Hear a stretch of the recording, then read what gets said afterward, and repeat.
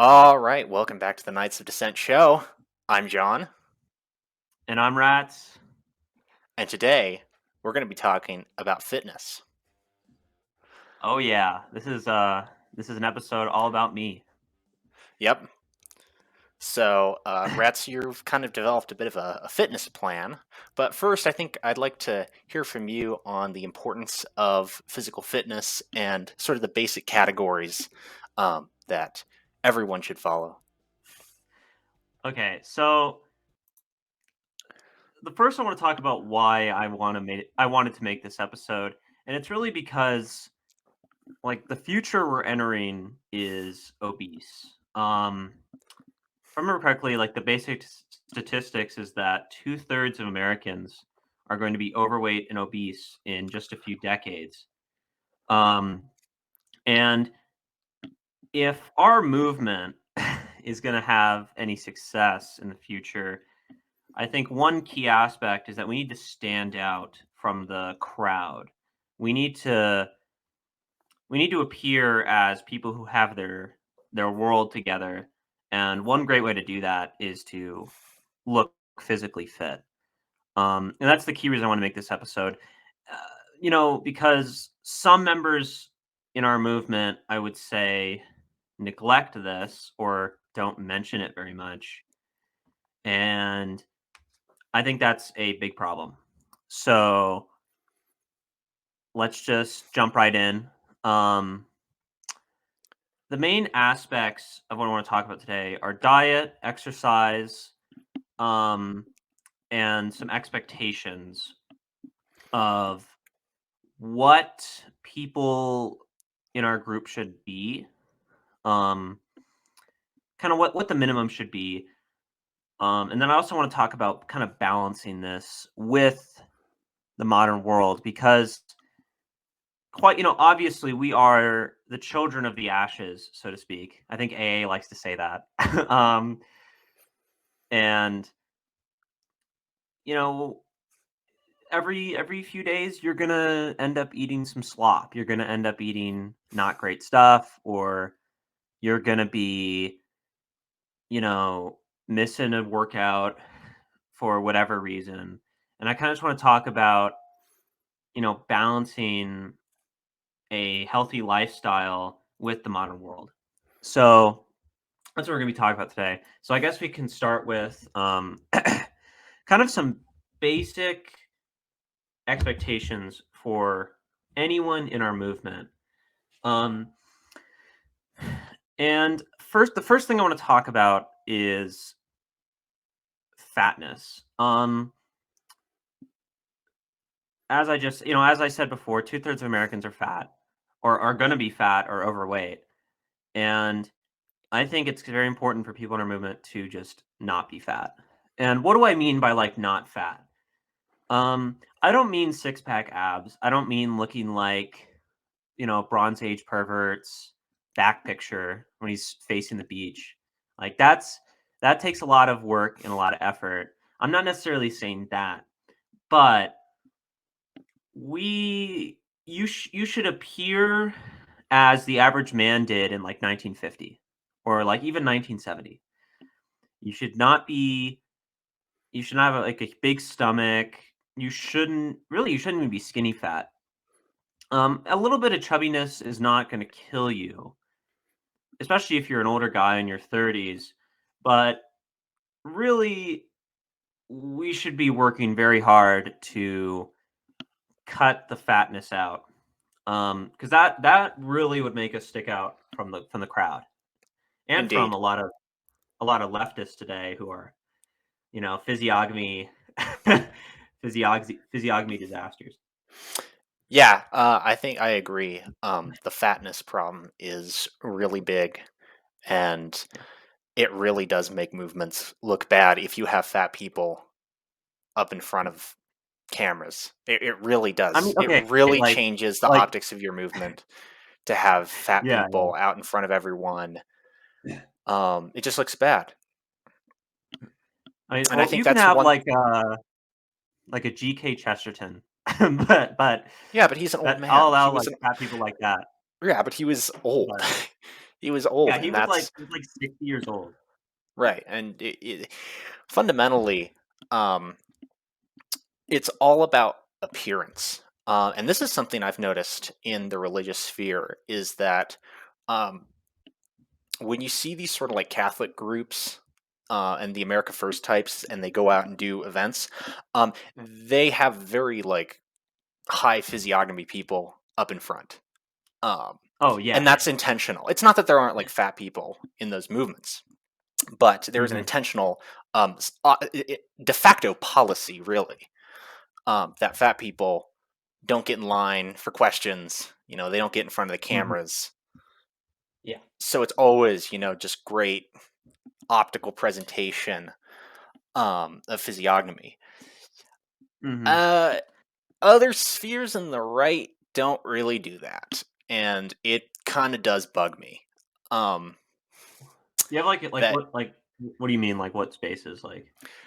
um, Well, there was that young Republicans holding a copy of Bronze Age Mindset that was on Twitter this morning. Just total optics fail. Like don't do pictures like that. Um Yeah, yeah. don't well look at the part. I mean, there was some I'm not gonna mention the organization, but there's an organization out there that does speeches in barns. Um and whenever they do like public events, it's just you just got to look the part. You got to dress well, and you got to dress in a Yeah. way that fits your figure well. And Hmm. if you're all like in a uniform and some of you are fat, it really stands out. It really looks bad. Um, Yeah, it looks absolutely terrible. It's terrible. Like some I don't know, far right legion and like there's like fat losers in it.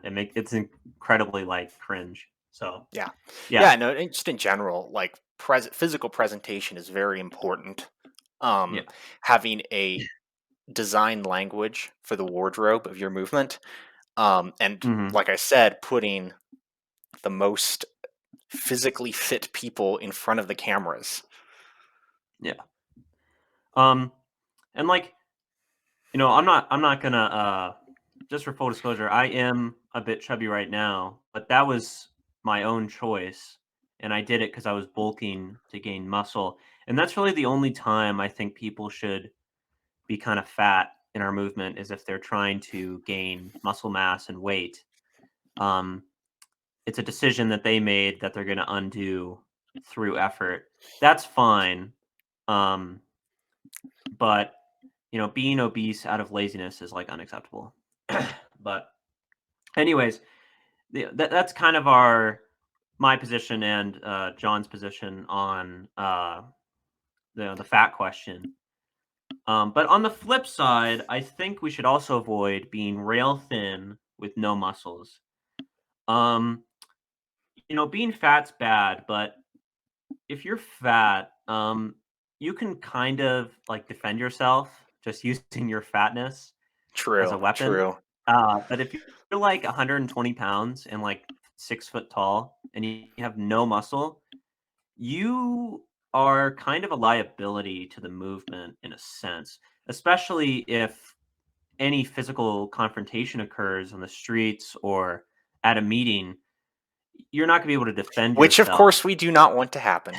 Just to be We clear. don't want that to happen, but the reality of politics is that unfortunately these things there's a good chance that it could happen, especially against Antifa or whatever. Um, and being 120 pounds, no muscle on you, skin and bone, it's a huge liability. So fatness is unacceptable, but also being rail thin is not acceptable. Um, and alongside these kind of body goals, I kind of just want to lay out some general strength goals that I think everyone in the movement should be able to do. Um, I think everyone should be able to do a solid, strict pull up, preferably multiple, like up to 10. Like I can do 10 strict pull ups right now. So, Um, what do you mean by strict pull-ups? I mean, you start in a completely loose hanging position. Okay. Um, and then you pull up only using your back muscles, your arm muscles, and your chest muscles. No swinging around, no No support salmon from. bar. Yeah, so very strict pull-ups. And the reason I think you should be able to do that is because that really increases your mobility as a person. You could like hop over a fence. You can do stuff like that. You could like climb on top of a building if it's like one story or something. Like, I know that sounds kind of weird, but like there's many situations where that's useful. So that's why I want people to be able to do that. And then Yeah. also, kind of another weight goal I have is people should be able to bench press their own body weight. Um, for some people, that's pretty easy. Like if you weigh 120 pounds, you could be benching your own body weight in like a few months pretty easily. Well, just to be clear, this is for men. Oh I yeah, don't. this is all I for wouldn't men. This is not have. for the Yeah, I zeros would in not there. They're gonna expect a watch this 130 show. pound woman to bench 130 pounds out of the Yeah, gate. yeah. Yes, it's all for men. But you should be able to bench your own body weight because that kind of signifies that you have enough upper body strength to defend yourself in any situation against like an average person. Like if a 6'4" Tyronian warrior with a with brass knuckles attacks you, you're probably gonna die. But like in if most average people, especially on the left, with like left wing physiognomy attack you, if you can like bench your own body weight, you should be able to defend yourself just fine. Um, Yeah, I mean, I would add a caveat to that. The combined yeah. strength of 5 or 6 people. Oh yeah, like you'll get Yeah, wrecked. I But mean, you're like, not gonna. The most important thing is basically being able to defend yourself long enough to get out of that situation. yeah, exactly. Like Because I'm not. confrontation, Yeah, yeah, I mean, it really doesn't end well. yeah. Like if someone gets up in your face at a meeting, you can push them away and get away and get into a group of fellow bros and be in a good position. Um, And then my third thing I really want is I want people to be able to squat their own body weight for reps. Now, most people can probably squat their own body weight pretty quickly for one rep, but you should be able to do a lot. Like for example, I can squat right now. I can do 185 for 4 sets of 10. Um, that's not even that good. Like it's decent. I don't have very good legs. I have a my left knee is like slightly deformed. So like um I don't squat like super heavy amounts, so I kind of hold myself back. But my squat level is pretty moderate, and what I'm asking for is even easier. It would take a few months to get to that level of squatting your own body weight, but it's really valuable to have muscular legs. Right. Um, not, I mean, obviously, it lets you run away, but it makes you very strong. Because most people have very weak legs. Um, and I kind of have like a funny story. Like, I was like messing around with my friends in one of their dorm rooms, and like at this point, like my legs make me strong enough to where I could just like force open a door if someone else is like behind it. I could just push it open because my legs are so strong that I have so much leverage against that door. And that's like a fun example. But like, if you gotta like push someone out of the way, if you have strong legs, you can do that. And that's why I want this as a kind of goal Yeah. for Just to be people in the clear, gym. don't start like squatting your body weight to start. Like Yeah, literally start squatting the I'm gonna bar. describe how to get these Actually, goals. I would Yeah, say start with like goblet squats with really low weight and yeah, really focus on form for a yeah. while. Do not So destroy I your actually want to talk about knees. that. Like when I started squatting, I started at like 25-pound weight, and I just squatted like 4 sets of 15 with Yeah. a 25-pound dumbbell in my Yeah. hands. And then I added 10 pounds every week until I got up to like 90-pound dumbbells. And then it was like too unwieldy to do. And then I started squatting with just the bar. And then I slowly added weight to the bar. And that is a proper way to build leg strength. You do Yeah. not want to jump in to your own body weight because your leg You might be able to do it one Yeah. time, but you'll probably injure yourself, and then that's like months of nothing, no lifting at all. So just take it very slowly. Um, Especially if you're completely new to lifting, just take it very, very slowly. There's no rush, and you'll see very quick gains in Yeah. legs if you start doing it properly. But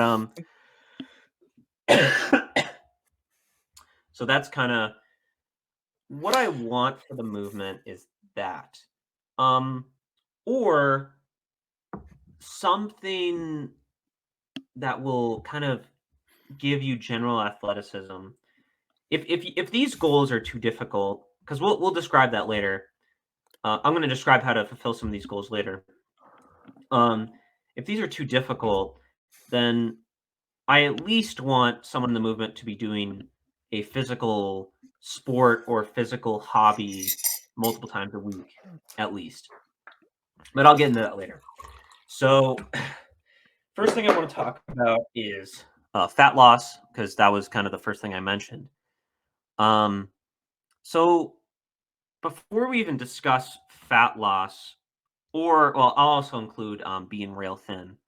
There's kind of two main bodies that I want to focus on, and that's skinny fat and just skinny. So skinny fat is kind of what I was like when I was like 14, and it's basically a skinny person who has very little muscle but has a large amount of fat around their waist and like their stomach area.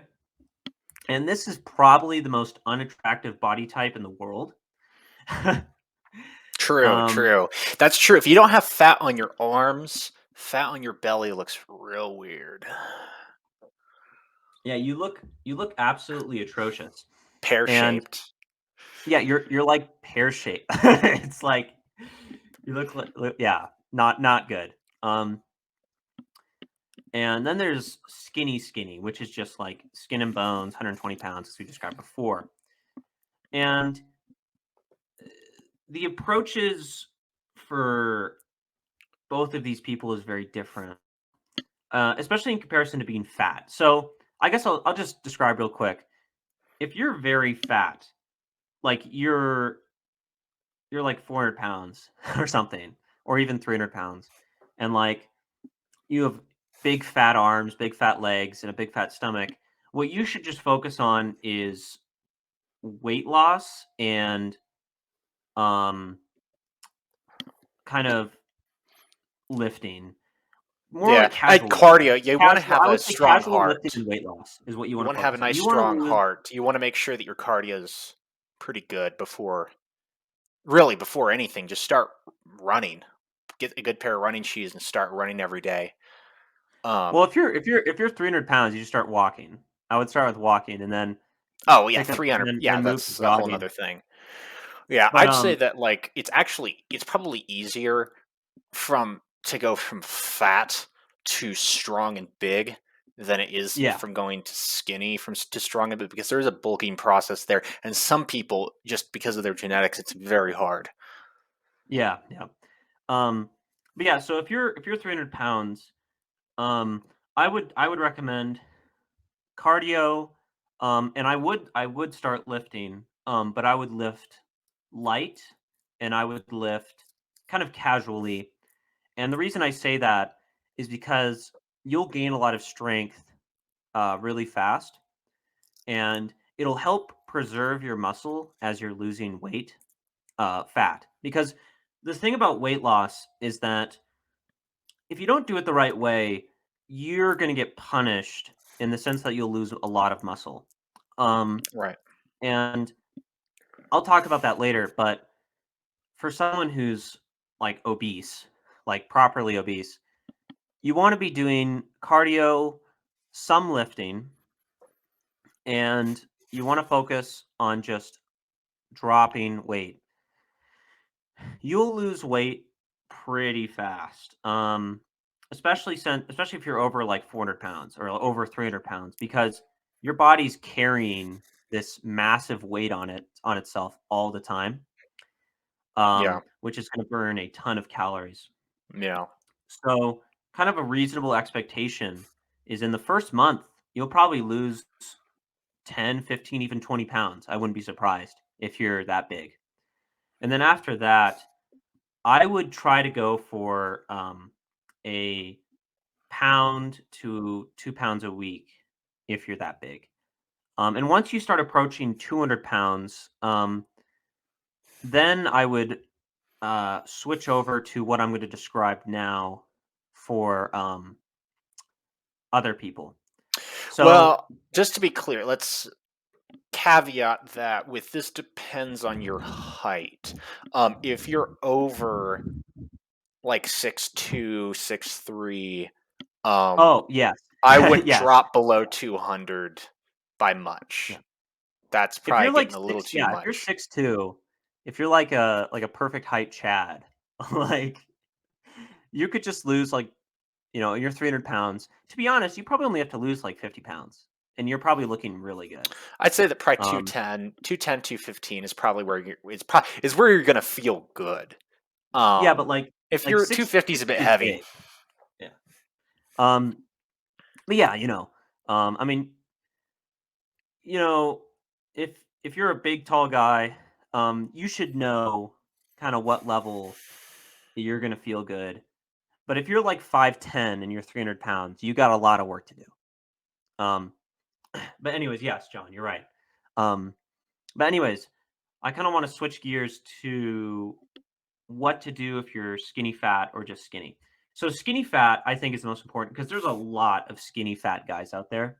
It's a very common trap to fall into because it's a very easy body type to get because basically all you have to do is not really work out or not do anything physical and just like sit on your ass and eat stuff while playing video games and like quite quickly you'll gain a skinny fat body.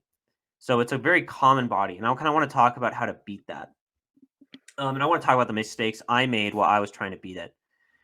So, uh, when I was like 19, 20 years old, um, I started lifting heavily and cutting. And this I thought was going to allow me to get rid of my skinny fat body. But you actually don't want to do this. If you're skinny fat, what you want to do, and this is hard news. This is not great to hear, but you want to start bulking. You want to start gaining as much muscle as you can. And to be honest, I would bulk for 8 months to a year.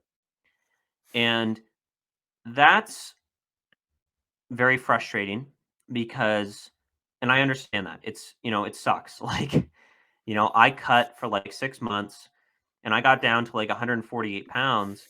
And I realized like I'm gonna be like 100 if I want to get like abs or be like thin, I was gonna be like 130 pounds, like literally.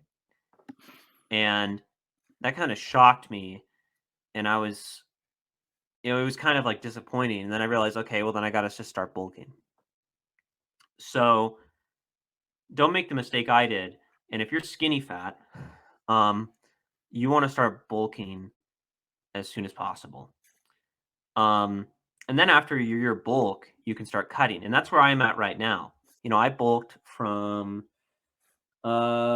probably last March to uh February 1st. That was my bulk period. So that's 11 Yeah. months. And I What's your thought on gained creatine for bulking? oh, creatine. I took some of it. I didn't notice. I took it for about a month. I didn't notice any differences. It's definitely solid. A lot of respectable guys recommend it. It didn't do much Yeah. for me. I kind of didn't give it a super serious chance though, so I don't have a very strong opinion on it. I like it. I not for bulking. I like it just for energy, because it recycles the ATP. It basically allows you to recycle your ATP more efficiently.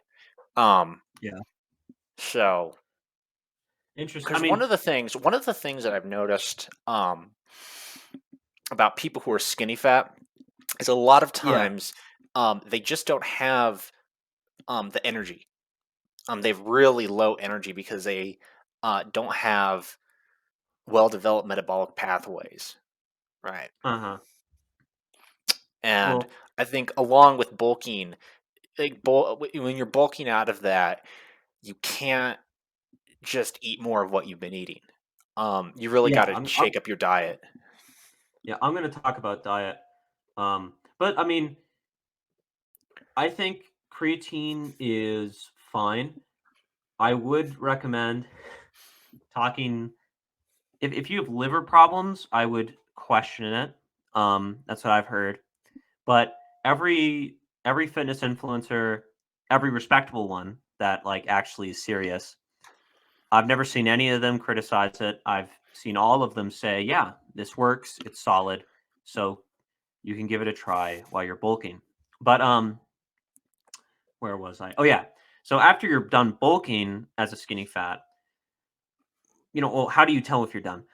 Well, um, I would the kind of agreed upon number for newbie gains, and a newbie gains is the amount of muscle that a new lifter will gain in about a year.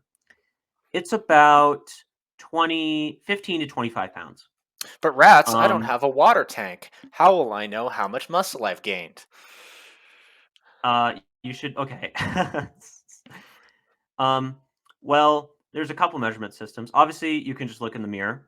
Um, I'll show you right Okay. now. Now, I know it sounds vague, but when you start gaining muscle, you're gonna notice, Yeah, it's true. That's true. especially on your legs. Like I've been squatting for like 8 months now, and my quads are like literally twice as big as they were before, and I can notice it. Like my legs look muscular now when they didn't before. Um, and then another sign that you're gaining muscle is you're increasing in strength. Um, you should be, in the first few months, you're going to seriously gain strength, and then you'll kind of plateau. But even during the plateau, you should still be slowly gaining strength every week, and that's another good sign that you're gaining muscle.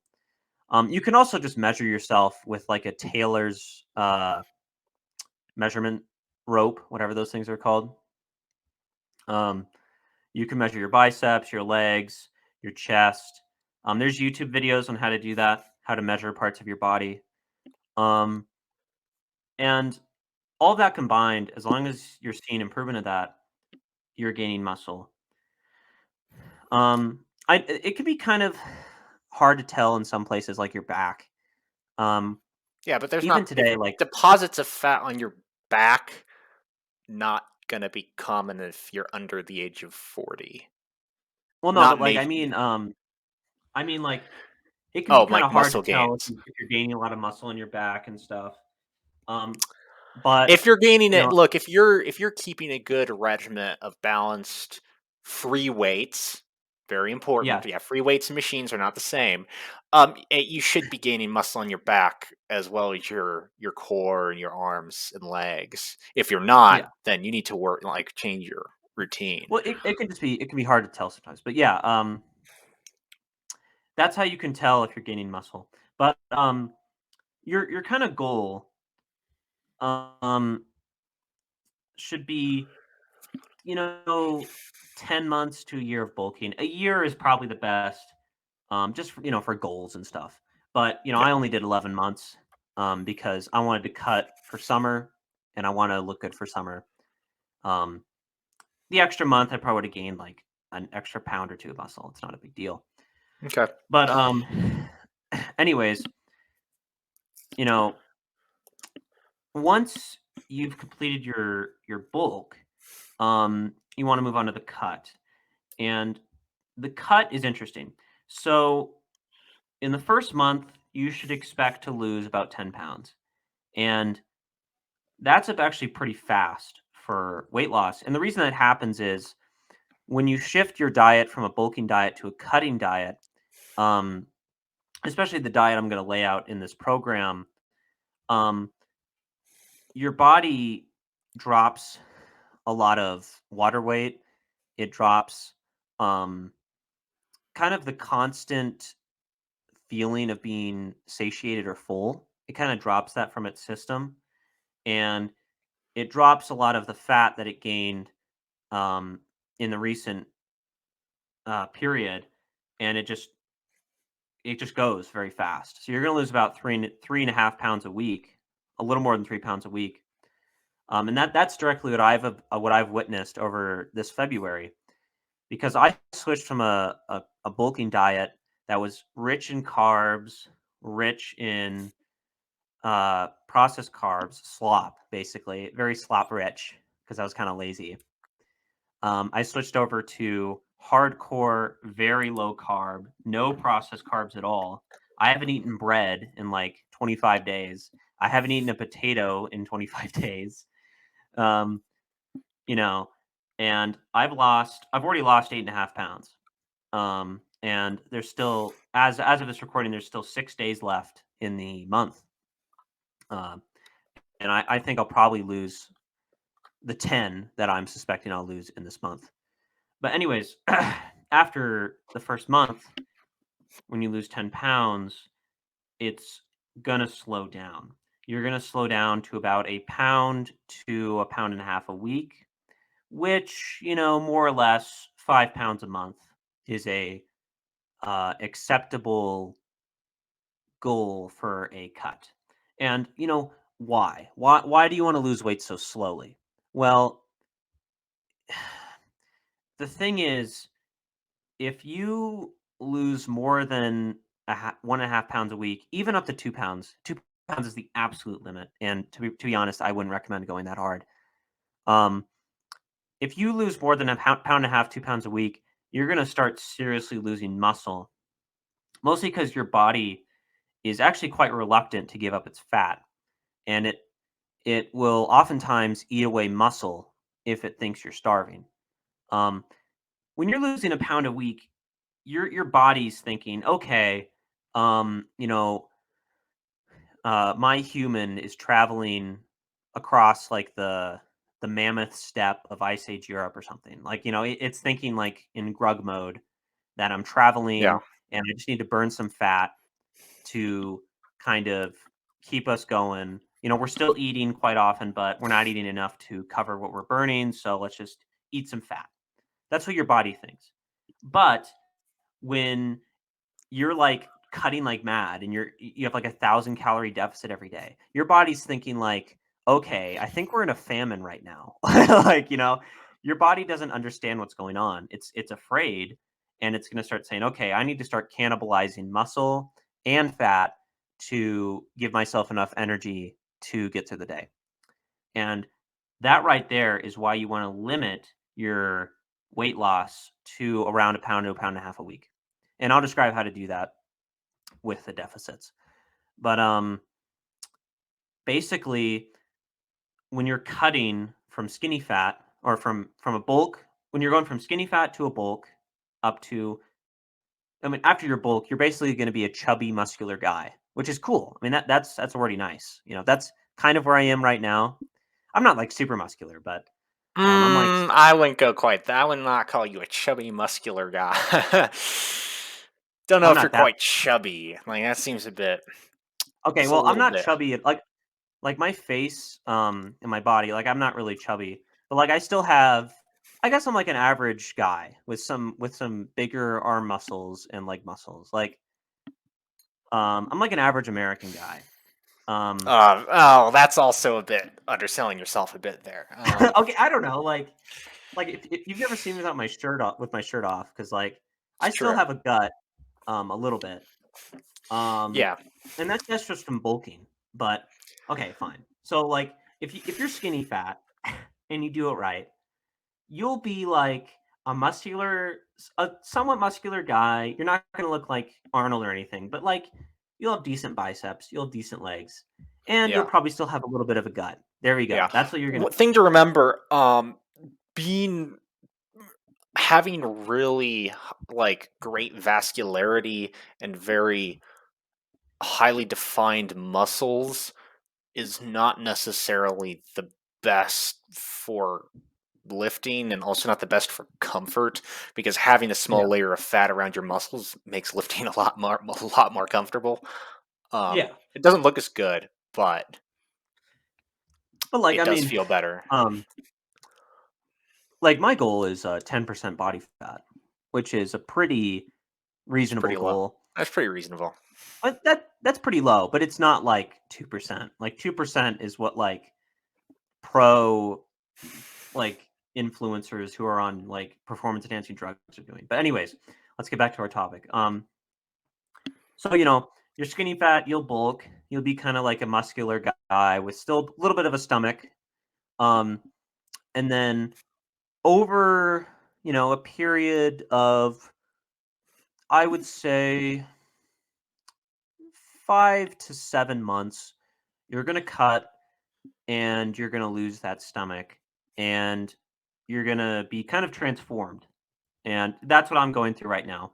I still have, I'm estimating another 20 to 25 pounds to go.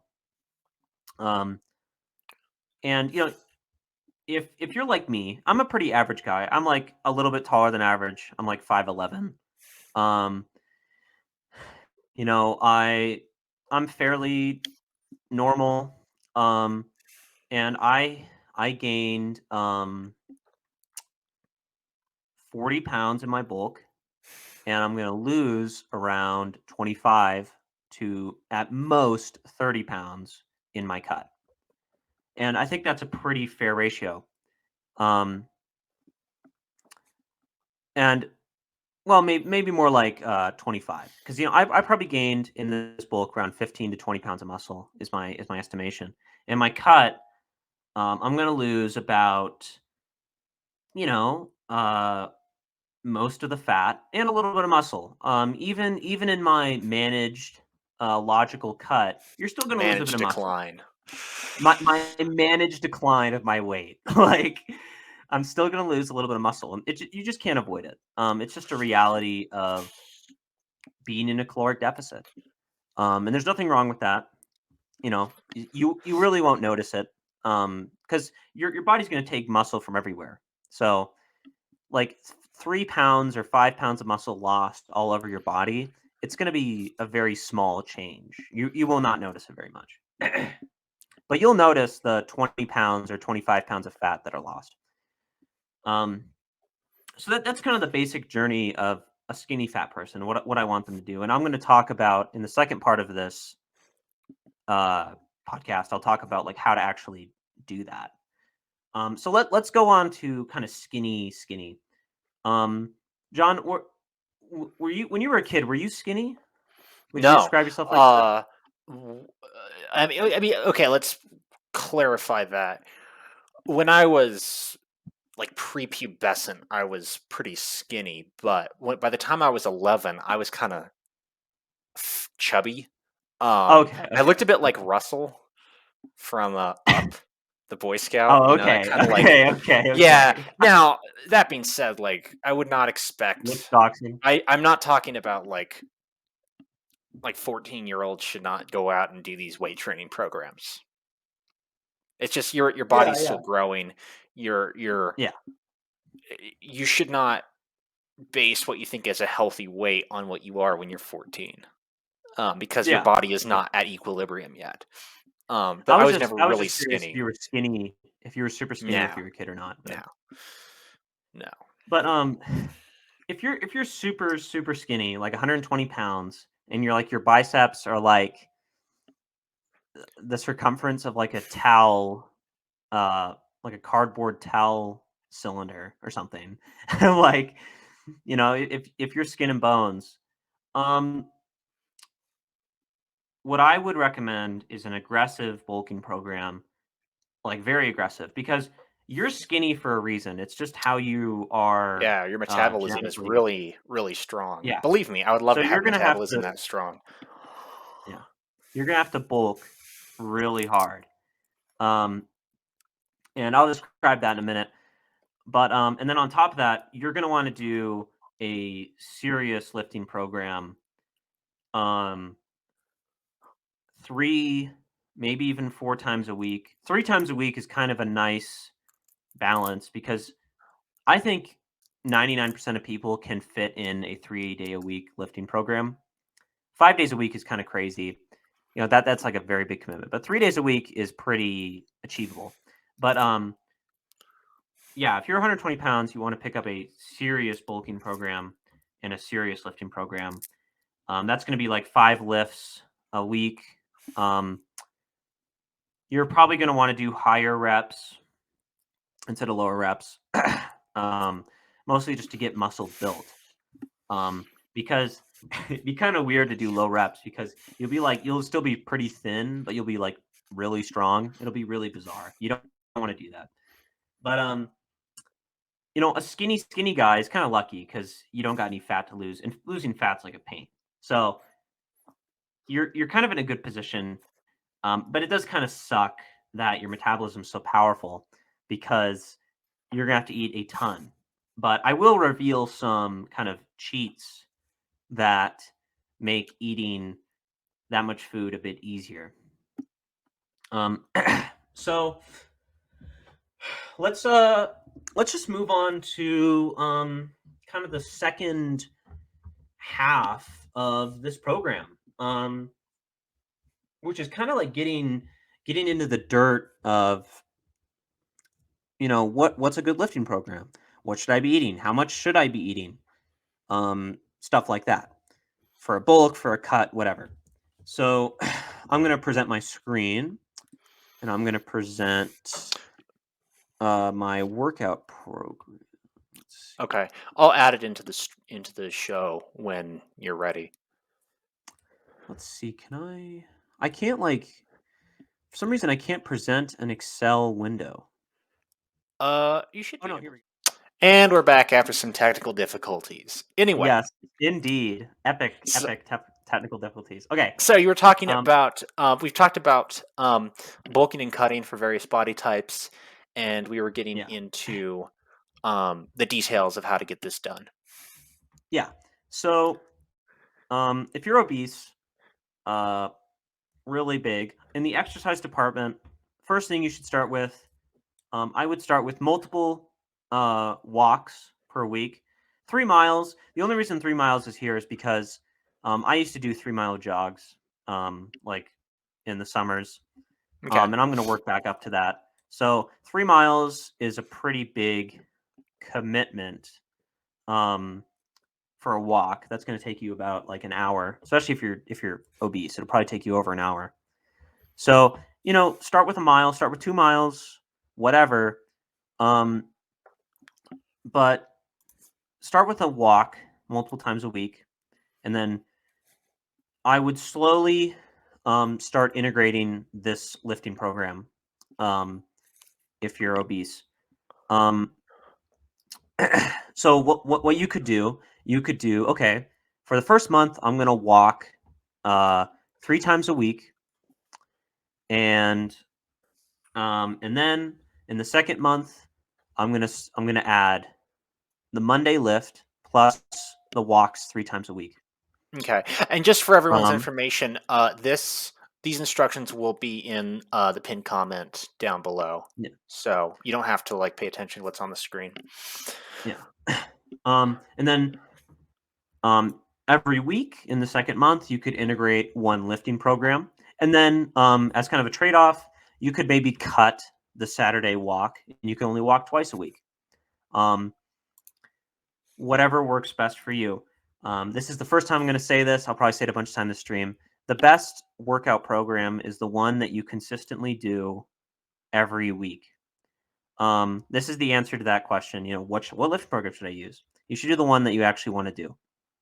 And in theory, there's the perfect workout program that's like 6 days a week and a ton of different lifts and cardio and blah blah blah. But guess what? 95% of people don't have the time or the motivation to do that, right? So what you should focus on is what you're going to do. But yeah, so if you're obese, um, start with a walking program, then integrate the lifts slowly over time. This purple stuff at the bottom, this is just for me, because I actually use this Excel sheet. This is a very, very intense ab program. I haven't even started doing it yet. Um, and you do not have to do this. If you want to do abs, don't do it while you're obese. You're not going to be you're not going to do anything productive. Um, but if you're skinny fat and you're bulking and you want to do abs, um, crunches are okay. The only reason I have crunches here is because I can't do a ton of sit-ups yet, so I'm starting with crunches. But um, start with crunches. Do then move on to strict sit-ups. Um, and then hanging CS. That is hanging from a bar and then raising your legs up to like a 90-degree angle. Um, or no, a 45-degree angle. I mean. Um, And then Russian twists are, you can Google that. It's kind of hard to describe.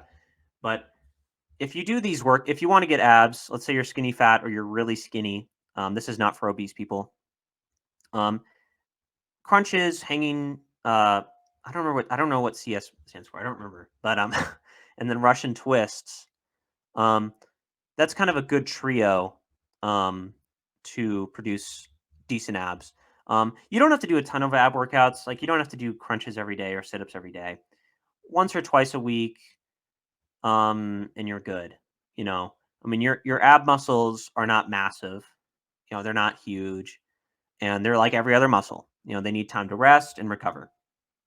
So, anyways, that kind of describes the basics of the obese program. Now, moving on to skinny fat, I want you to first focus on the lifts because you're bulking. If you're skinny fat, you're bulking. I want you to focus on the lifts. Um, Now, for rep ranges, if you're bulking, these reps are okay. These are pretty low, actually. When I was bulking, chest press was up to 12, bicep curl was up to 15, um, incline press, oh no, that was up to 12. Cable row was up to 15. Um, Squats and deadlifts, I was doing 4 sets of 10 instead of 3 sets. And the reason you want to do more is because you're obviously going to be putting you're going to have more energy during your bulk, which means you're going to have an easier time pushing your muscles even farther. These kind of lower reps and less sets. Um, the reason I have it low is because I'm cutting right now and I have very little energy. And I'm not eating like any processed carbs. So it's a bit difficult for me to lift a lot. So that's why these are lower. But if you're bulking, if you're skinny fat and you're bulking, um, I would boost these uh, either to 15s or I would increase the amount of sets. Okay, so So, for just starting at example, the top, okay, yeah, is we can chest just start from the press, top. So chest bicep press, curl. yes. Oh yeah, sorry. Okay, so let me decode this. So this is a chest press. I use dumbbells. Um, a bar is fine, but you want to know what you're doing. Because I've personally seen people injure themselves heavily on bars. I would say that starting with low weight chest press with low weight dumbbells is the best because you're Yes, building the I agree. stabilizer muscles. Yeah, You're not just building raw strength, you're building stabilization. You should be able to bring bring the weights up and down in a smooth, fluid motion, not bringing down one faster than the other. You're really building a lot of balance with that, and I think it's always better to use free weights as much as possible, um, especially when you're starting out. Um, yes, I would add to this um, farmer's carry, um, just yes, for starting out. It's a yeah, yeah. great way to build some arm strength. I did farmer's carry. If you're not familiar, farmer's carry is when you grab two heavy dumbbells and you walk for like 60 seconds or whatever, and you Yeah, hold them in your I would hands. just start with 50. I would start with 50s Yeah, or even start low. 45s Yeah, and just walk for 100 steps, 50 one direction, then 50 back to the yeah, rack, and then set them down. Um, Set them down carefully. Don't drop them. Right, you yeah, have to get used to that fluid motion of setting them down, and that's a great starting workout.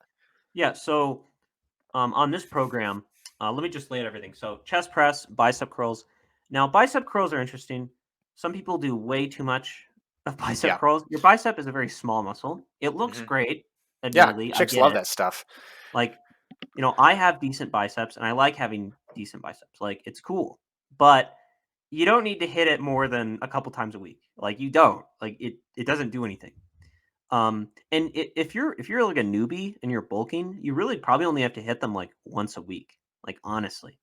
So, um, Yeah, I'd also add to that if you're benching weekly, you're probably getting a pretty good workout on your biceps as yeah, it is with push. yeah. Yeah, I would do curls if you're not doing like rows. Um, but don't worry about it too much. Yeah. So, with that in mind, I would actually cut out the preacher curls, which is the number 5, um, on the yellow, and I would replace that with farmer's carry. Um, and you don't have to do farmer's carry for long, only a couple months, but you can get some serious strength from farmer's carry. Yeah, and I you'll started with it's shocking how fast yeah, you'll be up to like 75s, 85s, yeah, and you'll just be like walking around with them for 2 minutes. And it's like, as practical strength goes, yeah, look, you're not getting in fist fights every day, but you're going to be carrying stuff every day. yeah, And being able to balance your core muscles, standing up straight, your shoulders back, looking straight ahead while you yeah. carry around something heavy, very good workout. Yeah, like, I went from 40 to 80 in a few months, and I was cutting when I was doing that. So, if you were bulking, you could get really strong with that. So, definitely do farmer's carries. Um, and then yeah, so that's kind of the first set. The second Wednesday program, incline press. That's like a bench press, but you set your uh, bench to a slight incline. Um, and Yeah, what do I mean by that? I mean like slightly like usually there's levels on these benches that you can set. yeah, I would do the level right after flat. You yeah. just want a slight incline. Yeah, You do and not want a heavy you want incline. your feet solidly planted on the ground. You Yeah. want your core and butt fully engaged, and you want to be almost squeezing your shoulder blades together. You do not want Yes, to have yes, your shoulder exactly. blades loosey goosey. You want to almost be able to fit, like, even though you're not going to be actually doing it, you want almost like a a dime to be turned on its end would be able to fit between the middle of your back and the bench. You want to be Yes, almost yes, arching your exactly. back forward, squeezing your shoulder blades together, feet firmly planted on the ground, butt, glutes fully engaged. Then you're ready to Yes. bench. Always, Yeah. always, especially with incline. You always want to do that. Yeah. And the reason you don't want it too high is because if you go too high, it's going to start activating your shoulders. Yeah, And that's just yeah. this is really important. When you do a lift, you want to actually hit what the lift is supposed to hit, right? So we want to avoid ego lifting as much as possible. Um, if I'm like messing around, like, and I set the incline bench too high and I don't do the proper form, I could probably hit like 80s pretty easily. But the reality is, I'm not hitting the right muscles. I'm increasing my chance of injury, and I'm basically wasting my time. So instead of doing that, I take up the proper form. I set the bench to a low incline, and I select the 65s because with 65 pounds in each hand, I can control it properly and I can get the proper burn on my upper chest I want to feel. And this is with That free is, weights. These are 65 free weights. yeah, yeah, Okay. 65-pound free weights. Um, and I can feel the proper burn in my upper chest. That's what you Hmm. want. Yeah. Okay. So that's incline press. So weighted R, that's weighted raises. This is a personal workout of mine. This is when you grab a 35 to 45 pound plate and you hold it straight out and you raise it up and down. This is what I do to hit the front of my shoulders. Um, I like this lift a lot, and this goes into the philosophy of the best program is the one you actually do, and I enjoy doing this to hit my front shoulders. Um, a newbie can do this, but you want to start really low. Like I would start with 25 Yeah, because that's reasonable. you do not do that motion in everyday life like at all. Like no one like straightens their arms out and raises something up. So start with 25s, and then go up from there. It's going to be pretty slow. I was doing 45s when I was bulking, but now I'm down to 35s because I have no energy. But getting up to 45s will take a long time. It'll take a few months. And there's nothing wrong with that because your front shoulders are very small muscles. So they need a lot of time to properly get developed. So then we have shoulder press. This is my key shoulder workout. Now, may not like this, but I personally use a shoulder press machine, mostly because I find using dumbbells is very uncomfortable for me. Now, for a newbie, you can probably just do light um, dumbbell shoulder press, especially if you're bulking. When I was bulking, I was using dumbbells, but now that I'm cutting, I'm using a machine. Um, but if you're a newbie, you really do want to be using dumbbells because of the reasons John pointed out. Um, it's going to help train your stabilizers. It's going to get your body. Uh, it's going to improve your body's ability to balance because obviously you have two dumbbells in your hand and you're pushing upwards, right, into the air while sitting on a bench. Do you have anything to say about that, John? Um, you do them sitting. I don't have any objection to that at all. I started with machines, Yeah. but I'd start with real lightweight free weights is probably even better to get those get that stabilization, get that balance, good form. Is probably even better. I love Yeah. it's one of my favorite workouts. Yeah. Um, it's probably one of my least favorite workouts. it's, Really? I think I don't have the best shoulders in the world. Um, so it's kind of a pain for me, but teach his own. But anyways, then we have cable row. So this is a super important back workout. And there's cable row machines, and then there's the actual cable row with the cable. Um, the cable row with the cable, I know it sounds weird to say, but that is a great exercise for back. And I would recommend it for newbies because, again, it's going to help stabilize you. Um, I would start with light or late, and I would go. So there's three options for cable row. There's wide cable row, kind of middle of the road cable row, and then there's narrow cable rows. And the difference is where your hands are. So for a wide one, your hands are more outwards while they're pulling the cable towards your body. For the middle one, your hands are a bit close together, and then close grip, they're like right next to each other. I would recommend the middle one because it kind of is the best of both worlds. Especially for a newbie. And then I So would what start. I would say so if someone doesn't have access to a cable row machine, um, what about pendlay rows with a bar? Would you say that that's a comparable workout, or it's just better to Uh, have cable? let me look. I think I've done these with my brother. Oh yeah, It, yeah. These are great. um, they're hard. I've done these with my I've done these with my brother-in-law. They're very fun. If you don't know, a pendulum row is basically when you bend over. At 90 Um, degrees at your yeah. hips. You hinge at your Yes, yes. hips. You do I not wanna. I was gonna like don't bend your back. You're gonna break your back. ever, But like, ever, ever, ever bend your back. Really, ever when working out, yeah, unless you're arching it forward to bench. yes. So and then you're bent down, and then you grab a bar with some weight on it, like a squat bar. and you pull it towards you. That is a great back workout. I've done that. Just start light. Absolutely no ego lifting as a newbie because Especially with pendlay rows. yeah, Especially your with pendlay body rows. Your back is expensive, and you can really easily destroy it.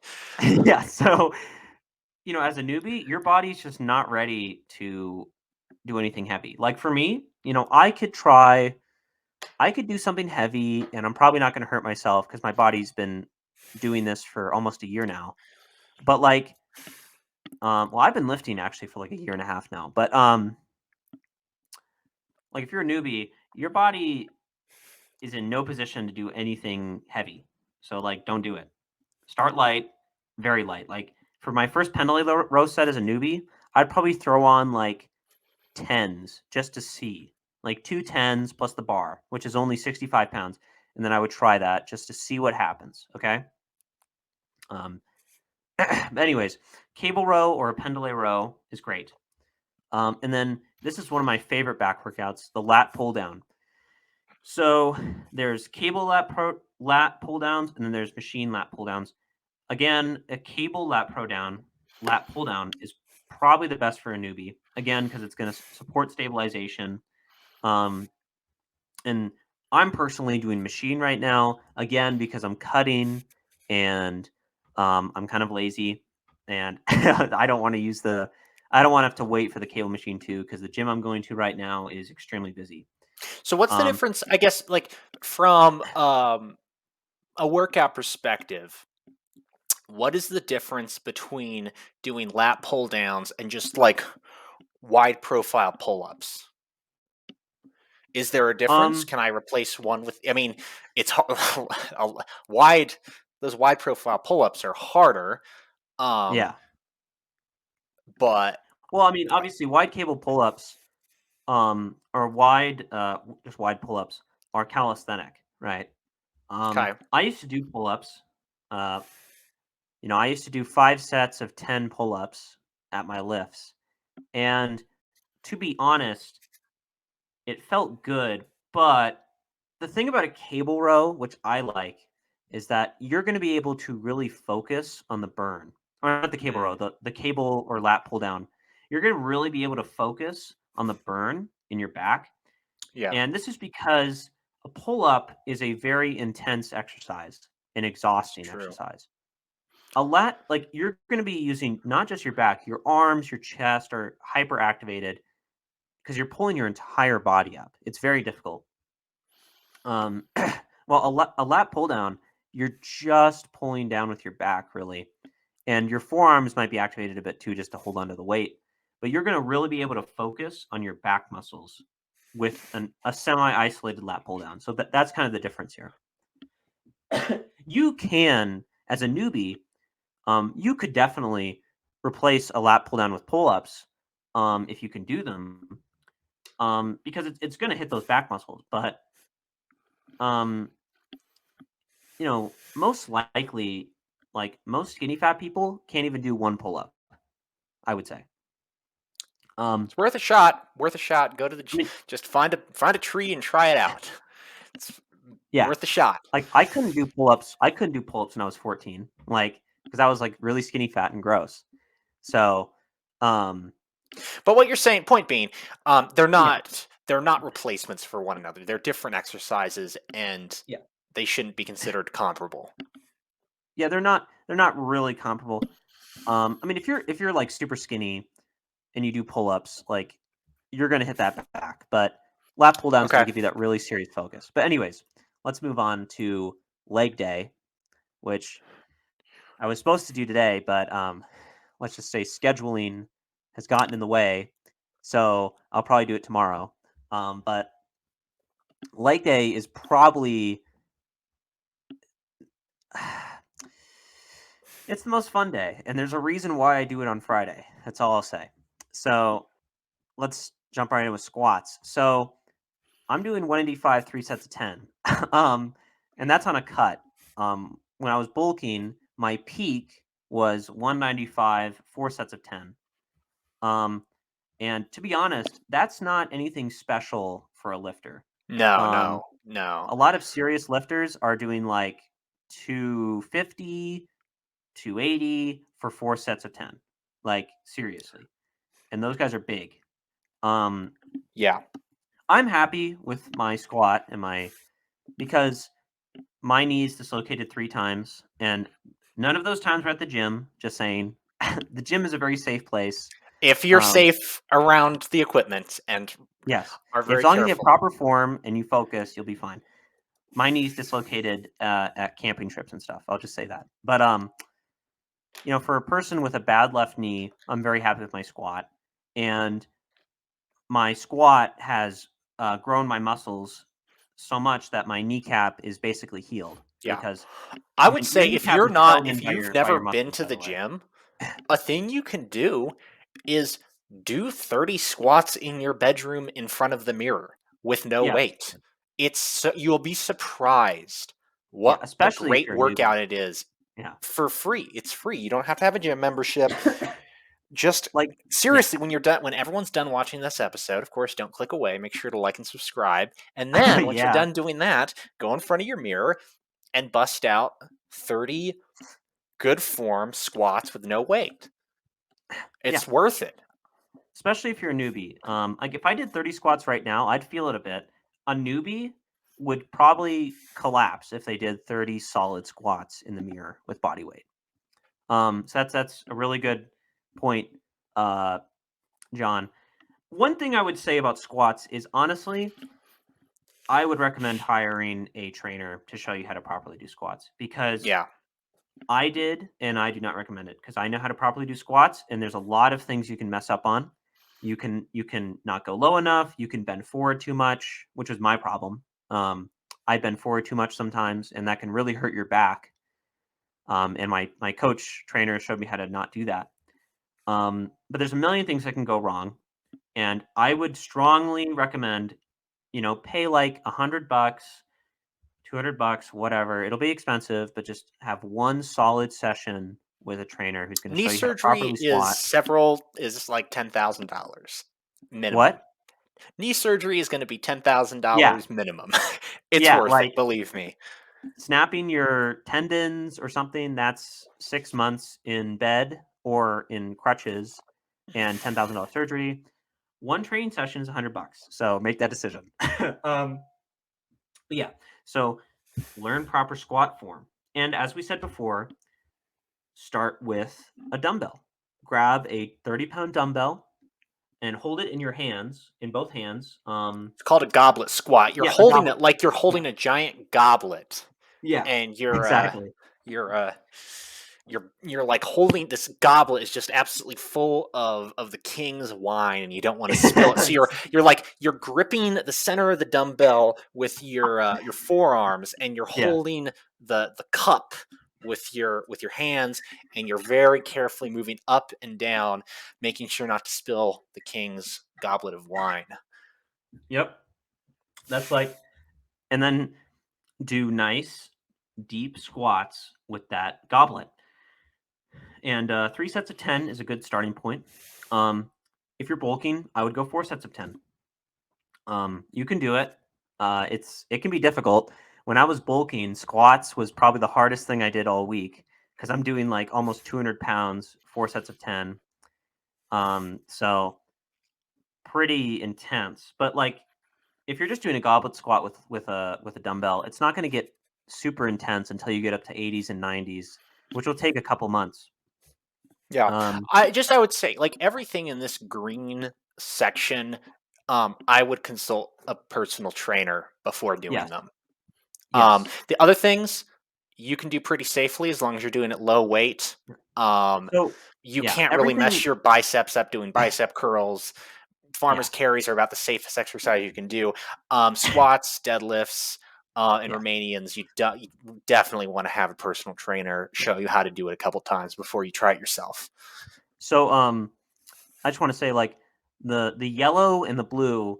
You can go on YouTube and Google these and find easy guides that are very easy to follow. Okay. For the Friday stuff, again, just one personal trainer session. Go to your local gym, ask for a personal trainer, $100. and say, I want to learn these 5 lifts. Can you please teach them to me? And it's, I mean, calf raises, I'll talk about in a minute. They're kind of shit. Calves are an interesting muscle. I'll talk about in a minute. Anyways, so squats, start with a goblet, and build up very slowly because your legs, most people have, to be frank, atrophied legs. I had atrophied legs until probably like 2 or 3 years ago. Yeah. And this is because most people don't exercise their legs. Like the chicken legs meme, like that's a meme for a reason because it's John real. And a lot Fetterman's of guys, like horrible freakish physiognomy. yeah, like John Fetterman legs, like that's real. Like a lot of guys have that, and it's going to take a long time to get out of that. Yeah. I mean, I have decent hamstrings, glutes, and quads. My calves are still pretty small, and I'll talk about calves in a second. But let's move on to deadlift. So deadlift is probably my favorite workout. Mine too. Deadlift I is love amazing deadlifts. because you can do some serious weight fairly fast, and once you start getting up to really serious weight, you just feel incredibly strong. So like my max deadlift is 385. That's not Yeah, the like deadlift amazing. is the most weight you will be lifting of this entire list. Yeah, And it is not 385 is hard. like, You can start out at like 145. yeah. Like you can start, Um, but caveat, have a personal trainer show you how to do it properly. Do not yes, lift with because your back. deadlifts are one of the most probably deadlifts and squats are the most injury prone exercises in the gym. I would say that. I'd bet my pinky right now that's true. Um, Squats, you can blow at your knee. You can get crushed by the weight, right? Deadlifts, it's even scarier because you can blow out your back if you do not know what you're doing. And it could be really bad. You could destroy your back because if you arch your back improperly, you're in a bad position. But anyways, yeah, you can start at 145. I would probably start at 135. Just grab the bar, grab two 45s, put 145 on each side, right? So it equals 135 pounds, and just practice your form and slowly build up. I would add 10 pounds every week until it's getting difficult to continue the sets and reps. Again, if you're bulking, I want 4 sets of 10. Um, and I would continue that sort of program. Now we're going to move on to like sitting leg curls. If you don't know what I'm referring to, it's when you sit down in a machine, and this is a machine exercise. If you're a newbie, you can do this, but there's other things you could do. You could also do weighted lunges, which I did when I was a newbie. Those are killer. Weighted lunges are one of the hardest exercises, especially after you squatted. But Yeah, that'll I would say just lunges in general with just a 45 in each hand at your side, looking straight ahead, back nice and straight. That's probably better for a newbie. yeah, straight sitting leg curls. I would probably not do that because the machine is kind of dangerous. If you do it improperly, you could destroy your knee. Um, and what it is it's you're sitting in a chair and you have a pad in front of your shins, and the pad has a weights attached to it, and you push the pad up with your legs. And this, if you do this right, and you know what you're doing, this is a killer quad workout. Like I've gotten some of the craziest quad burns in my life doing these sitting leg curls. But I would not recommend it for a newbie. So I would replace it with lunges, because lunges are not only gonna hit your quads, but they're also gonna strengthen your legs in general because you're moving your entire leg, making a huge lunge. It's really just fantastic. Um, And if you're doing lunges, you can lower the reps a bit to like 12. Because sitting leg curls are a isolation exercise for your quads. But Yeah. we can move on again to calf raises. So RDLs. Oh no, what? calf raises, not Yeah. RDLs. Okay, calf raises. So calf raises are interesting. Calves are probably one of those controversial muscles in the world. It's pretty controversial in the sense that does working out calves actually make them bigger? Yes and no. I don't care about making them bigger. I just want you just want to make them stable and strong. I don't Yeah. care about having I big mean, calves. Does yeah, but anybody? I mean, come on. yeah, but calf raises are going to make your calves strong. I have pretty strong calves, but unfortunately, aesthetically, calves are very genetic. Some people have huge calves at birth and look great. Some people can do calf raises for 5 years and have the tiniest calves in the world. It's unfortunately a genetic thing. Still do these. Um, Yeah, this they're is gonna they're one gonna exercise I would say you do it on a machine, either a Smith yeah, machine or on the leg press machine, and you literally just push your toes forward yeah, gently, back and yeah, forth. Have a personal trainer show you how to do these. yeah. So because you can blow your ankles on a calf raise if you're not doing it properly. That's why. Um, so do them, but unfortunately, you're if you don't already have decent calves, you might have some aesthetic struggles. Just wear jeans. That's what I do. But finally, let's move on to Romanians. Romanian deadlifts are probably my second favorite leg workout. They're a blast. And these are going to hit your glutes and your upper hamstrings. Your glutes is your ass, by the way. And as a man, most men today have an atrophied ass. Let's be honest. And It's it's kind of over. gross. Decline Like and it's fall of the over. West. Decline and fall of the male ass. Like um and Romanians is a great way to grow your butt. Squats and deadlifts will also grow your butt, but Romanians are going to directly hit your glute muscles, and they're really going to give them the boost they need to get bigger. I don't have like a huge man ass, but I at least have something now. When I was like younger, I had basically no ass. It's kind of gross. So these are important. They're also just going to give you strength in your upper hamstrings, and it's going to improve your deadlift. Um, they're also they're a fairly easy workout. But Romanian, again, have a personal trainer show you yes. how to do RDLs before you try them. So Romanian deadlifts are fun, um, and I would definitely include into a newbie program. But this is that's it. This is my program right now. I just want to say you can change things in this program if you don't like them. As I've said, this is the third time I'm saying it. The best workout program is the one you do consistently. So let me give you an example. The weighted raises in Wednesday, number 9, that was a personal addition I made because the front shoulder workout set that was included in the old program, I hated. And I did it for like 3 weeks and I hated it so much, I switched it out. Um, that is a proper approach. Um, my advice on changing out workouts is one, you got to keep the basics. You cannot be getting rid of chest press. You can't get rid of bicep curl, incline press, squats, deadlifts. These are like the key, like cornerstones of your lift, of your workout program. You can't get rid of those. But some of these you can exchange.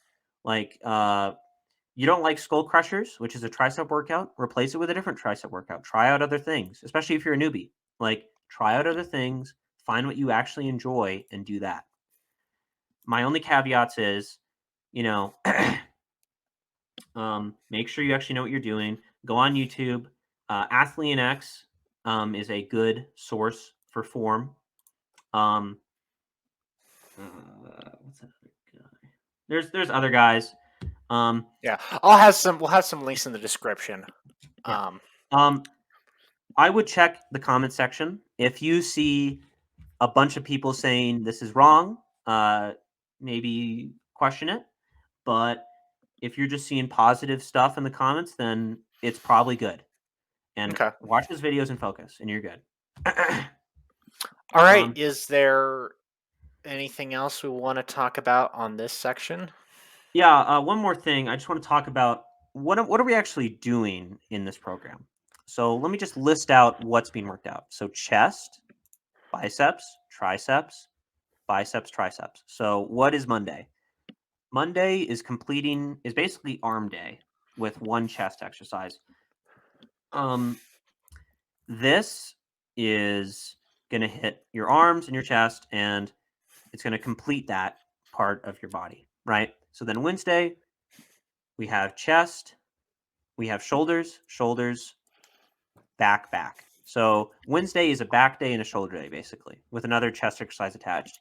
This schedule's a bit weird, admittedly. Nah, I I think it's like this okay. schedule. I really like it because your chest gets tired really fast, and breaking up your chest day can really help you make it allow you to lift more in general, basically. So, what have I hit so far in this workout program? I've hit my arms, I've hit my chest, I've hit my back. Right? That's basically my entire upper body hit. Now we move on to Friday. This is all legs. Quads when you're squats. Squats also hits. Squats basically hits your entire body to some extent, Yeah, but same it's with mainly deadlifts. what? Same with deadlifts. Oh yeah, same with because these are extremely compound exercises. But squats is going to really hit your quads, um, and your glutes. It's also going to activate your abs and your back to an extent. Deadlifts is going to hit your hamstrings mostly and your glutes, and it's also going to hit your forearms.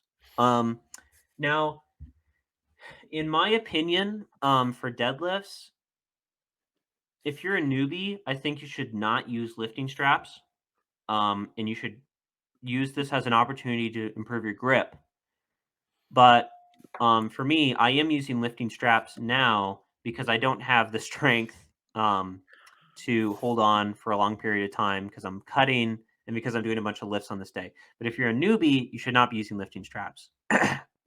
But and then so what have we hit? So we hit quads, glutes, hamstrings, glutes, and then this is a quad centric exercise. This is going to hit my calves. This is going to hit my glutes. This all combined is hitting my entire body. Everything in my body is being hit once, twice, even 3 times in this program. And that's really what you want. Do not skip leg day, okay? Do not skip shoulder day. Do not skip back day. Everything needs to get hit so that you're evenly growing all the muscles on your body. That's a cornerstone of any good lifting program. And then down here, I'm hitting my abdomen, which is completing the entire program. But yeah, so we can move on from this. We're going to link this program below. This is a good program, but again, for the millionth time, get a personal trainer for leg day. That's a command. Do not even use this program if you're not going to do that. It's that simple. And then this purple thing at the bottom is not necessary for success. This is a personal thing. Yeah, this will be shared. So I'm just going to share a screenshot because if I share an Excel file, No, I'll just pin it. I'll just pin it as a comment. I'll copy to text and pin it as a comment. okay. I'll send that to you later. But anyways, let's move on to diet. So diet is honestly more important than lifting. Now, what do I mean by that? You cannot like as a newbie, you really can't out lift or out exercise a bad diet. If you're like a pro athlete and you're burning like 5,000 calories a day, yeah, you probably can. You could eat whatever you want. It's probably going to affect your muscle growth, but you're not going to get fat. But if you're a newbie, if you're skinny fat, you got to eat the right way alongside lifting and exercising the right way to get the best results. So this is extremely important. So let's first talk about the kind of cutting skinny fat diet. So my recommendation is low carb pseudo carnivore. This diet can be tough for the first week or two. You'll get something that's called the keto flu. Um, the keto flu is basically your body shifting from a carb based diet to a fat and protein based diet. Your body is going to be processing um, those uh, different sources of of sustenance, of nutrients, and it's going to be processing them, and it's going to have a hard time doing it. And you're going to feel not great for the first week. You're gonna kind of feel like you have a flu, not a bad one, but you'll feel a bit gross for like a week. And then the couple weeks after that, you will feel kind of weird. Your appetite will kind of go away for a while, because it's basically your body recovering from eating so many carbs for so long. But after about a month, you'll feel fine, and that's where I am right now with this diet. So, what is this diet? I'm actually going to screen share a picture um, of what I've been doing for a diet. Let me just screenshot it. Let's go here. Can you read that? Not really. Let me just open it as a Windows. Let's see. Window. Boom. How's that look?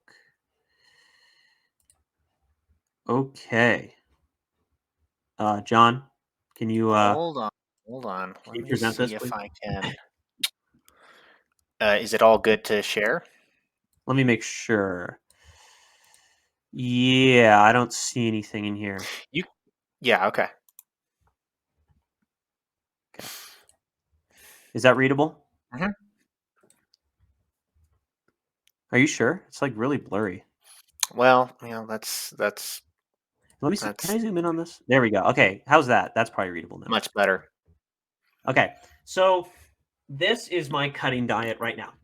So I don't follow this perfectly, because this is honestly kind of ridiculous. Like this my friend online sent me this. He doesn't follow this perfectly either. This is an ideal. This is like the ideal diet of like peak health. You do not need to follow this perfectly to achieve the low carb pseudo carnivore diet. But there's a lot of general rules in here that are very useful. So let's start with this part. How much to eat, your macros. So before we even talk about this, I want to recommend an app. It's called Lose It. And Lose It is an app you can use to track your calories. I consider this vital to cutting. Um, I have been tracking my calories for about a year now. I do it every day. For the first week, it was a little bit annoying, but then you get used to it and you just do it all the time. Um, it's called Lose It with an exclamation point, and it's free. You can also buy the premium version. I think it's like $45 a year or something, and I pay for the premium. It's 1,000% worth it. You can keep track of your calories, your macros, and there's literally like tens of thousands of different food items that is inside this app. I think there's another one. Do you know the other one, John? Not. I don't know which one you're talking about. It's like MyFitnessPal or something. There's Yeah, like yeah, another yeah, one out yeah. there. I've That never one used works that too. one. If you really want to use that one, um, go ahead. But I use Lose It and I recommend it. So, anyways, um, let's talk about this. How does this look on the stream? Okay, that looks good. Um, so this is literally carnivore. This is not really viable, in my opinion. Like, this is a fad diet, and I consider it to be pretty ridiculous. Some people can do this. I think Jordan Peterson does it, or he claims to do it, or something. Like, I don't know, but I wouldn't recommend doing this. What I want you doing, um, with skinny fat bulking, or no, skinny fat cutting, I mean, is this. I want you to eat 20% carbs, 30% protein, 50% fat. Now, the ratio of fat and protein can shift a bit. It could be 40% protein one day, 25% protein the next. It's not going to make a huge difference. The key thing is the carbs. You want to keep it at 20% or under. And that can be tough for the first few weeks, but once you get a proper understanding of your diet, it becomes easier. So let's talk about diet now. So all of this here is great. I eat for carbs right now. I eat apples, bananas, berries, great sources of carbs. I also eat a lot of cucumbers. And then alongside all of these food items here for carbs, you can eat all the beef, pork, and chicken you want alongside eggs and fish. um, organ meats you can eat if you like them. I hate organ meats. I think they all taste disgusting. But I love if liver. you What want, the fuck are you talking about? Liver is liver great. literally tastes absolutely barbaric and Love disgusting. liver. Are you even a real Liver pagan? liver cells are going to go to the camp. Like I can't eat liver. I'm sorry. But this is these three guys right here, Mr. Cow, Mr. Pig, and Mr. Chicken, they're going to be like the cornerstone of your diet, alongside carbs from fruit and certain vegetables. Well, these are all fruits, actually. Never mind. I guess technically they're all fruits. Dairy is also a cornerstone of my diet. I drink probably. I'm going to drink a kilogram of whole milk today, literally. So I drink tons of milk as well. Um, Now, onto this list. um, I would avoid potatoes because in my opinion, that is a very powerful concentrated carb. And it kind of risks your body leaving ketosis, which is the state you enter when you eat this diet. And what is ketosis? Ketosis is your body switching its main source of energy from carbs to fat. And when you do that during a cut, it allows your body to focus on burning your body fat more. That's kind of the key here. And eating something like a sweet potato or a yam, or even maybe even carrots, I'm kind of questionable about. I haven't eaten carrots in a while, but you can have a carrot. It's not going to kill you because carrots are super low calorie. Like one carrot's like 30 calories. So it's not going to do a ton of damage. But a sweet potato or a yam, that could definitely take you out of ketosis. So you want to be careful. Fermented vegetables, this is fine. This is not going to make you leave ketosis. I think this is here because this diet is kind of against fermented foods in general.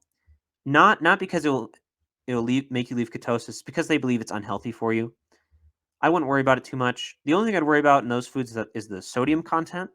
High sodium is not going to make you fat, but it is going to make you hold water, and it's also going to make you less vascular because it makes you hold water.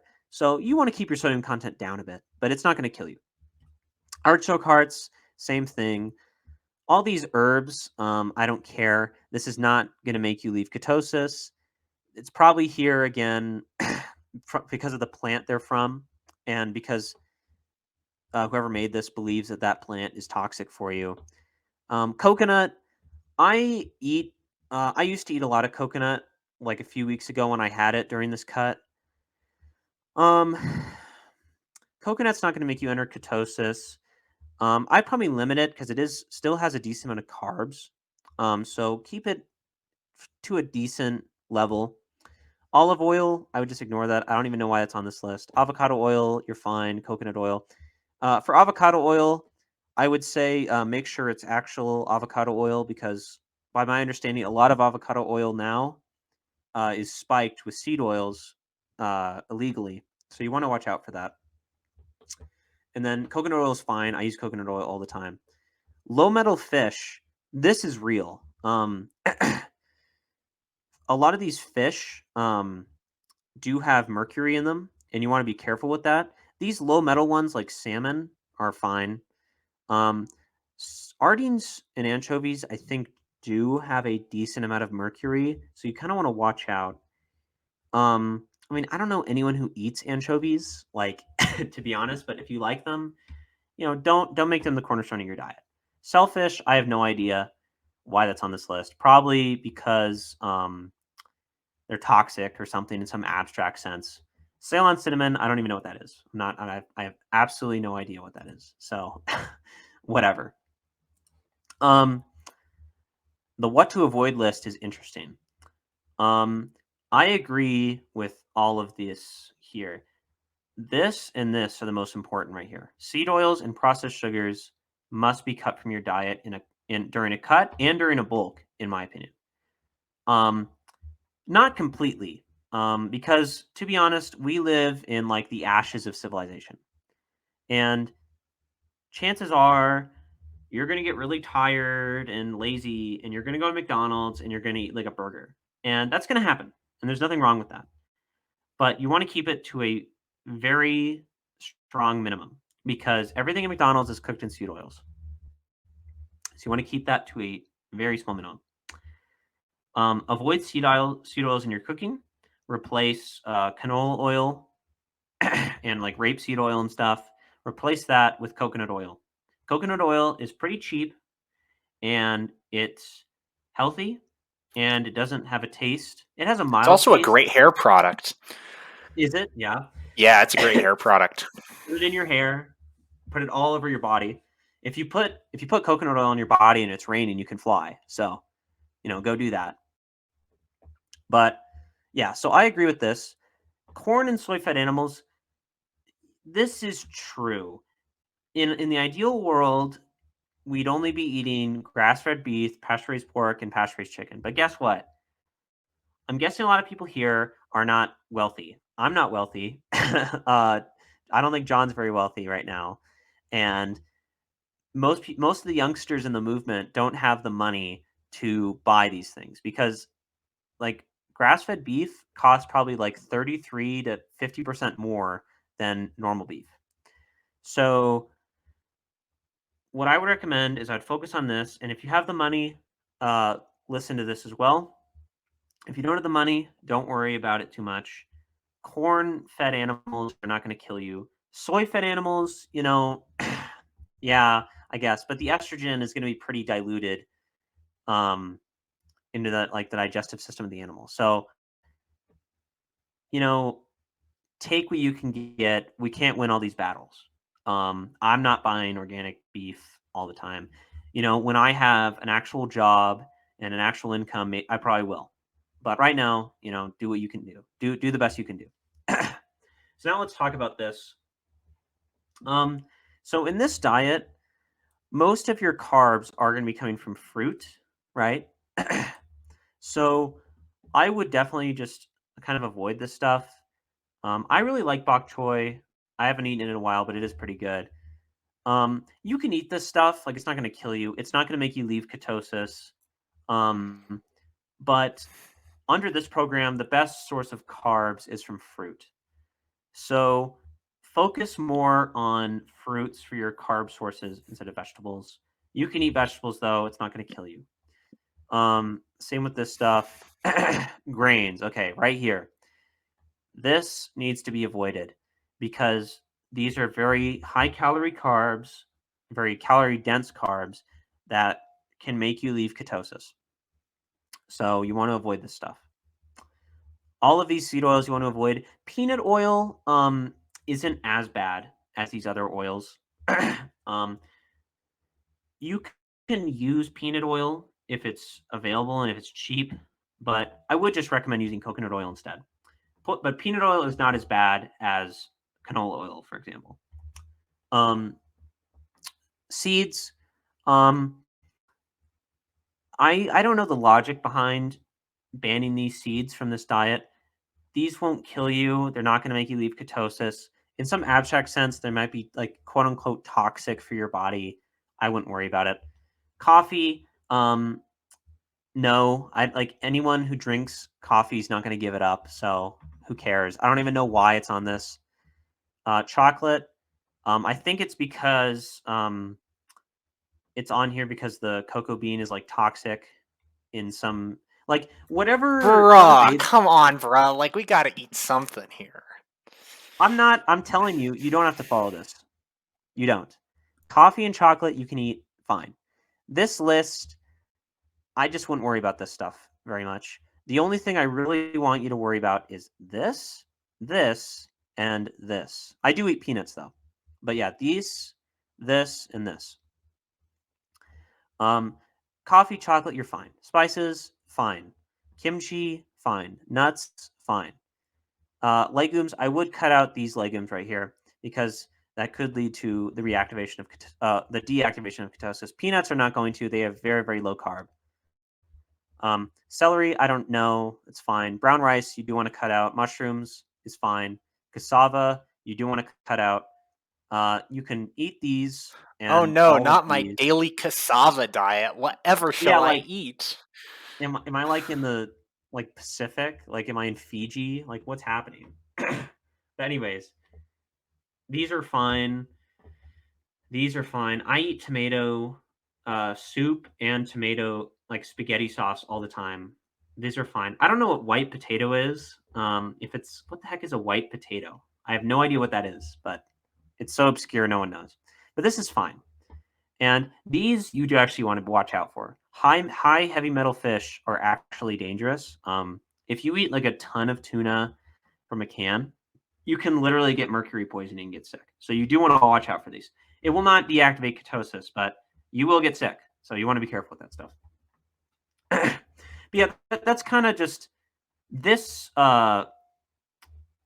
this PD not PDF, this image right here. It's a good rule. Just go to heartandsoil.co, whatever co is, and just type in how to eat an animal-based diet, find this picture, and again, my key rules are cut out the seed oils, cut out the processed sugar, cut out the processed carbs. Those are the three things you need to do. Everything else on this list, it's not a big deal. Know about the mercury poisoning abilities of heavy metal fish, but you know, just cut out those three things and you're good. So that's kind of my spiel about diet.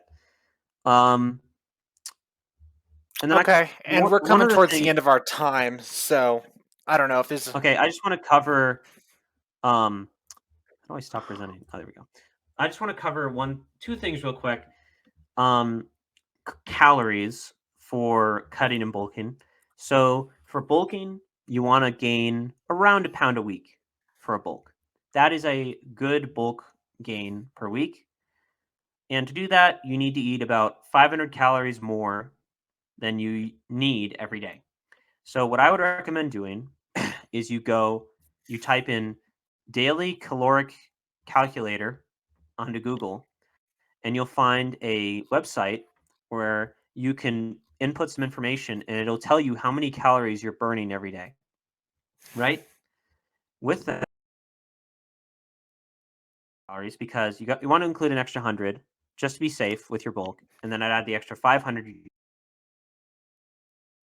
eating every day. When I was bulking, I was eating 3,000 calories a day. 5'11". I'm an average guy. I was lifting 3 times a week. That was a good goal. And it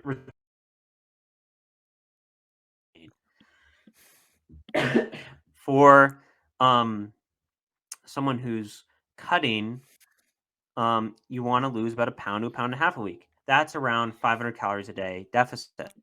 So go to that website that I just described, and then I would take out about 500 calories from that, and I would start from there.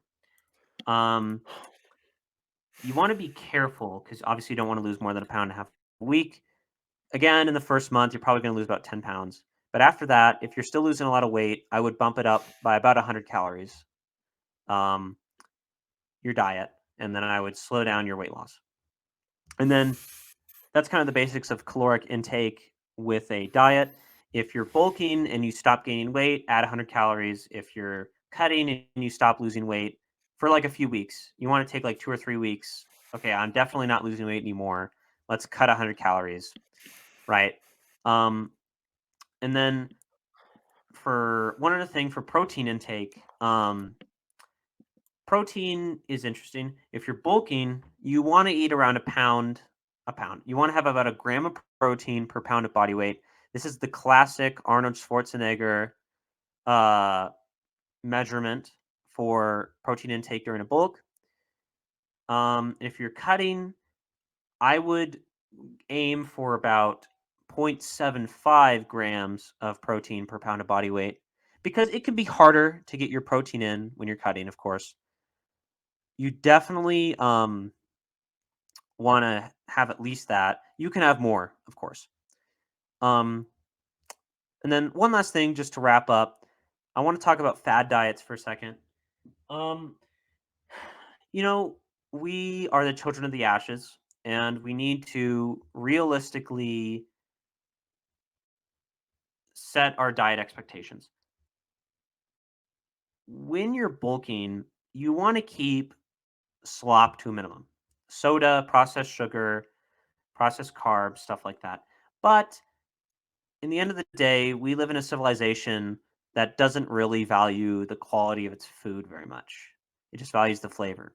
So, a cheat meal every once in a while, a hamburger from McDonald's, a slice of pizza, it's going to happen. During a bulk, that's fine. During a cut, you want to be stricter. During my cut, my cheat meals have been Wendy's Baconators with the buns removed, which is basically just meat and cheese in like a ball. I eat that. And the only downside of that is that, yes, it is cooked in seed oils, which doesn't eliminate ketosis, but it is unhealthy. And then I do also sometimes eat chicken nuggets from Wendy's as well. Now, I try not to do that much anymore because those do have processed carbs in them in the breading. So you want to avoid stuff like that. But during a cut, you're going to eat still going to eat kind of sloppy sometimes, and that's fine. But you want to be more strict during a cut. Yeah. Okay. And then Yeah, go ahead. just one last thing, I would be very skeptical of all extreme fad diets. I am very skeptical of pure carnivore. I'm very skeptical of these really weird diets where it's like, yeah, I ate like 2 kilograms of chicken today and a watermelon with honey. Like your diet, we should definitely eat healthy, but on the flip side, we should not sacrifice our social standing and our sense of normalcy for dietary health to the extreme. Like you shouldn't be eating really weird, crazy diets. Okay, just don't do that. In my opinion, it's not worth it. The minimal health gains you're going to get are offset by societal stigma, basically. So I'm just very skeptical of these things. I would be very skeptical Yeah. if I was you. But Okay. there we go. That wraps it up. Yeah. Well, that was a great show. I would encourage everybody go down to your local YMCA, find a personal trainer, and get started. Again, the workout will be pinned in the top comment, and all the information presented in this episode will be in the description below. Again, we are not personal trainers. We are not Yes, I want dietitians or to add a disclaimer. nutritionists. I am not a Nothing in this medical. video should be construed as medical/dietary advice. Do not attempt strength training without consulting a certified personal trainer. And This your has been doctor. Knights of Descent. I'm John. Thank you very much. You're supposed to say, and I'm Rats. And I'm Rats. And thanks for watching. Thanks for watching, guys. See you later.